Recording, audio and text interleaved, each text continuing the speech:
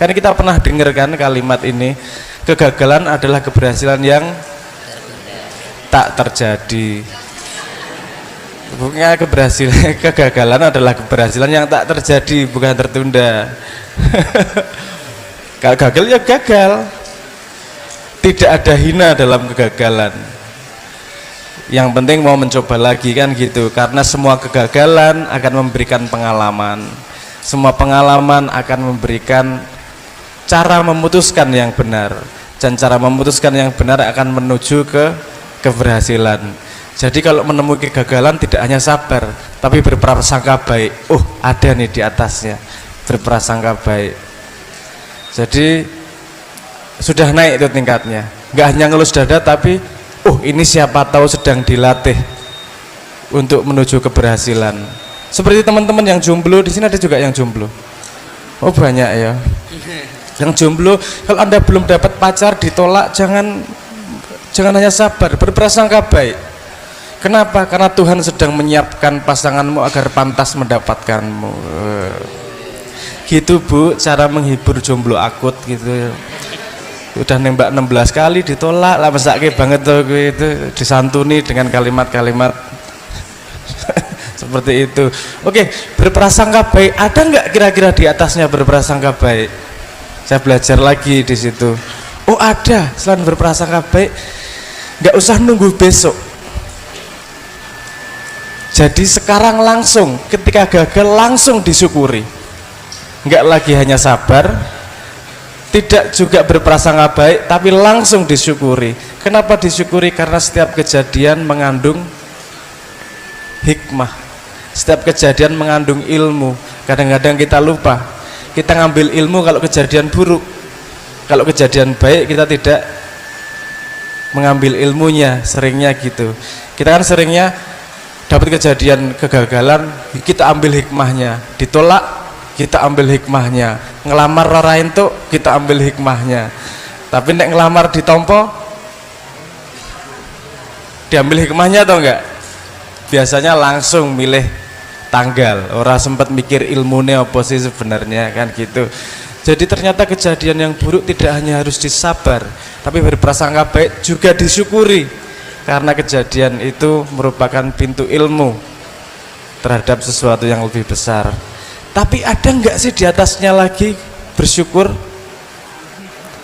Saya menemukan di atas bersyukur ada yang namanya ikhlas.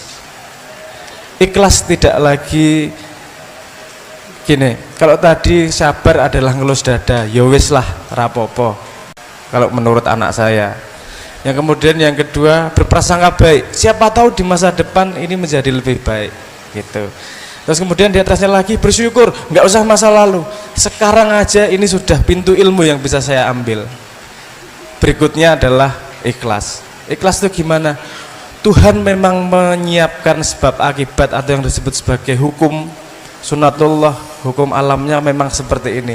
Kalau saya jatuh bukan salah siapa-siapa, memang karena saya tidak hati-hati, karena memang saya tidak memperhatikan hal-hal yang bisa mencelakakan saya. Jadi besok hari ini saya ikhlas dengan kejadian ini, saya mendapatkan ilmunya, saya akan berhati-hati ke depannya, dan saya sudah selesai dengan kejadian itu.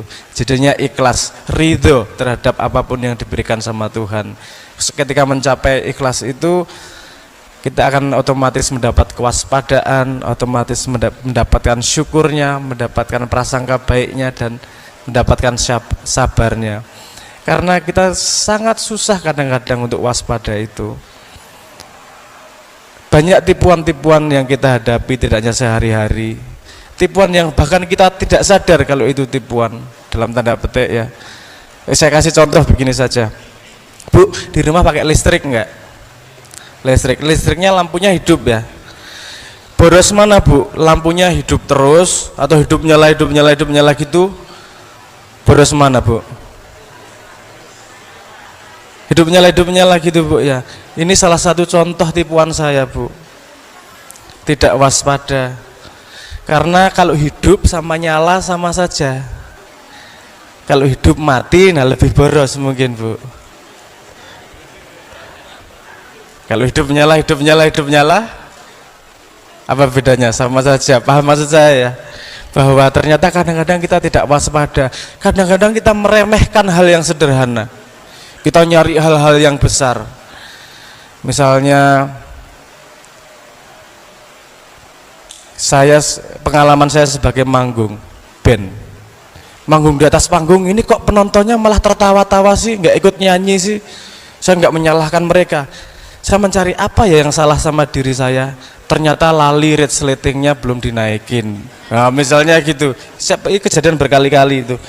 Sampai saya sudah malunya hilang. Lupa terus ya. Gitu. Oh enggak, kali ini enggak lupa. maaf. Ya. Jadi kadang-kadang rasa ikhlas, rasa syukur itu menghalangi kita untuk menyalahkan orang lain, tapi lebih waspada sama diri sendiri, lebih waspada untuk memperbaiki diri sendiri, tidak menyalahkan orang lain tapi menemukan kesalahan dalam diri sendiri, lebih waspada terhadap hal-hal yang menipu dalam tanda petik sehari-hari, dan lebih memperhatikan hal-hal yang simple tidak diperhatikan padahal ilmunya luar biasa di situ.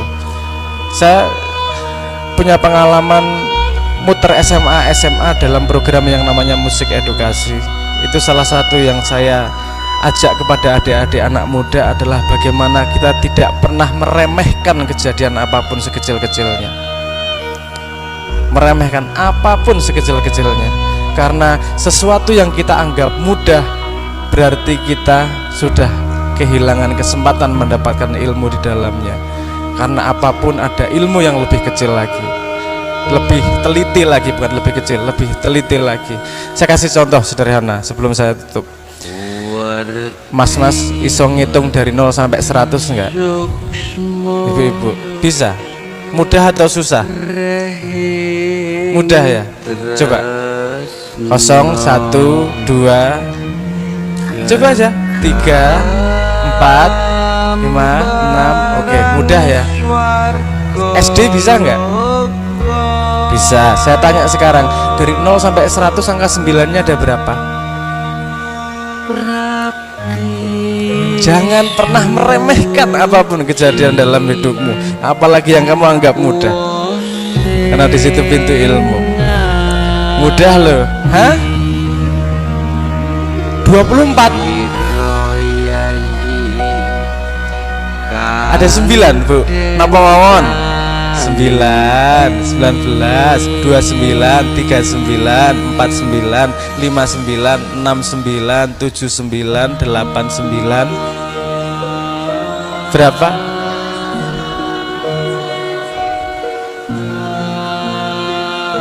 Se 11, 9 sama 99, sebelahnya 2, 11. Nah, ini kan ada yang punya pendapat lain? Hah? Ada 1. 19 juga ada 9-nya. 1 sama 9 kan gitu. Enggak, ini ngapain sih kok kita ngomong agama kok tiba-tiba matematika? Jangan lupa, Quran dan pelajaran agama itu adalah jalan mengarungi hidup.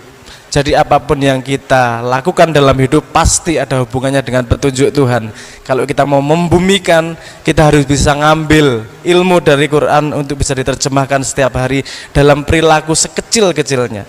Salah satu contohnya ini tadi urusan kewaspadaan. Jangan pernah meremehkan apapun. Dari 0 sampai 100 angka 9-nya berapa tadi? 11. Ada berapa lagi Bu? Berapa? Oke, saya jawab saja. Dari 0 sampai 100 angka 9-nya ada 20. 20. Kok banyak amat? 9, 19, 29, 39, 49, 59, 69, 79, 89, 90, 91, 92, 93, 94, 95, 96, 97, 98, 99. Berapa? Udah SD berapa tahun? Pernah ngitung nggak hal sederhana itu? Jadi setahu saya, sepemahaman saya, ilmu Tuhan bertebaran di mana-mana. Di selembar daun, di sehembus angin, di setetes embun, Bagaimana kita mempelajarinya? Kalau kita punya mesin yang dibangun dengan mempelajari Al-Quran tersebut. Jadi Al-Quran adalah kacamata untuk memahami kebenaran Tuhan yang lebih luas. Semoga kita semua di sini bisa belajar, tidak hanya sabar, tapi juga berprasangka baik, tapi juga bisa pandai untuk bersyukur dan ikhlas terhadap apapun yang diberikan pada Tuhan. Semoga bisa menumbuhkan kita menjadi manusia yang semakin bisa mendekati Tuhan. Mohon maaf tidak sampai 30 menit karena saya tidak bisa ceramah. Matur nuwun, mohon maaf kalau ada salah kata. Assalamualaikum.